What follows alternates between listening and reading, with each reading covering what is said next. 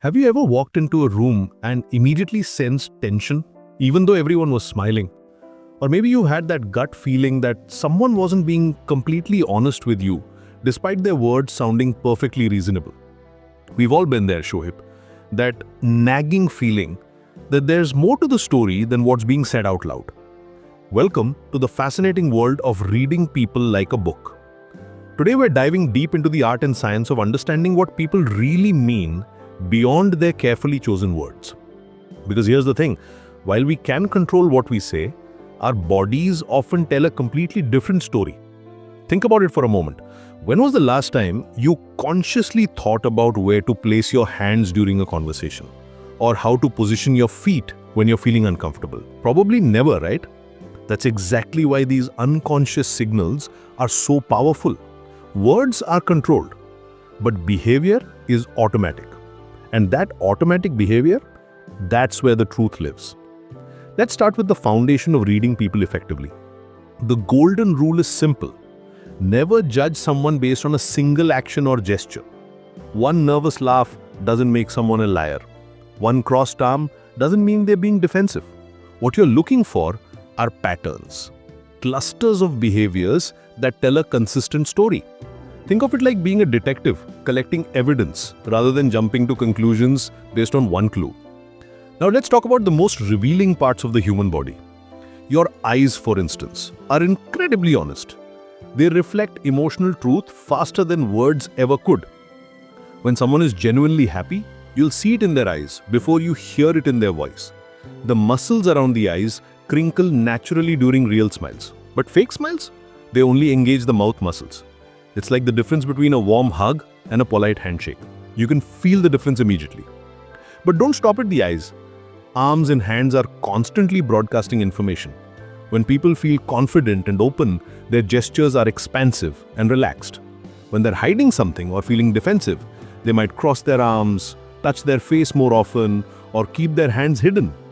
It's as if their body is literally trying to create barriers or distance from uncomfortable truths.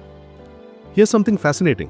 Even when people manage to control their facial expressions and hand movements, their feet often give them away. Feet pointing towards the exit during a conversation? They probably want to leave. Feet tapping or shifting constantly? There's likely some internal discomfort or impatience brewing. It's remarkable how our lower body betrays our true feelings even when we think we're perfectly composed. Voice and tone are equally revealing. Listen carefully to how people speak, not just what they say. When someone is being deceptive, their voice might become slightly higher in pitch, or they might speak faster than usual. Truth is simple, but lies require effort. That effort often shows up in speech patterns. Longer pauses, more filler words, or overly detailed explanations for simple questions. Then there are micro-expressions. Those lightning-fast facial expressions that last less than a second. These involuntary flashes of emotion happen before our conscious mind can suppress them. Someone might say they're excited about a new project, but if you catch a brief flash of concern or frustration across their face, that micro-expression is probably closer to their true feeling. Understanding personality types adds another layer to your people reading skills. There are 4 main styles you'll encounter. Logical thinkers who process information methodically, emotional types who lead with their feelings, dominant personalities who take charge naturally, and reserved observers who prefer to watch and analyze. Each type expresses stress, excitement, and discomfort differently.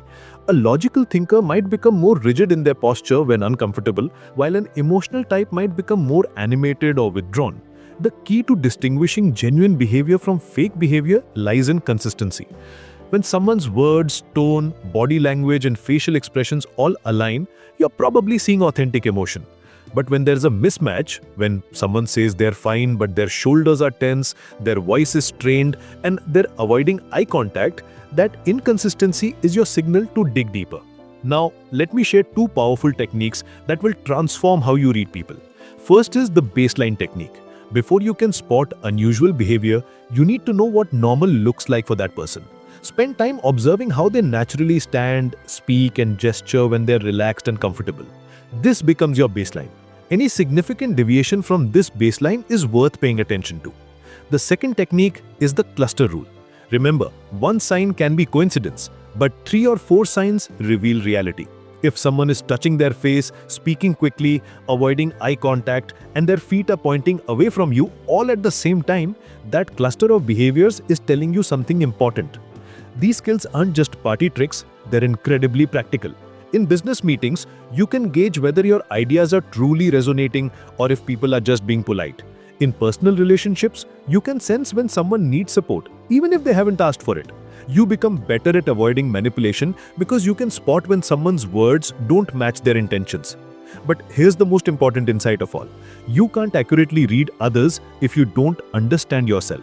Self-awareness is the foundation of social intelligence. When you know your own patterns, triggers, and tendencies, you can separate your projections from genuine observations about others. It's like cleaning the lens of a camera. Suddenly everything becomes much clearer. The ability to read people like a book isn't about becoming suspicious or cynical. It's about developing deeper empathy and understanding. When you can see past the surface level of communication, you connect with people more authentically. You become someone others trust because you truly see and understand them. As we wrap up this journey into the hidden world of human behavior, remember that these skills develop with practice. Start small. Observe the people around you with curiosity rather than judgment. Notice the patterns, the inconsistencies, the moments when behavior reveals more than words ever could. With time, you'll develop an almost intuitive sense for reading the unspoken truths that surround us every day. The next time someone tells you they're fine while their entire body language screams otherwise, you'll know exactly what to look for. And more importantly, you'll know how to respond with the understanding and empathy that genuine human connection requires.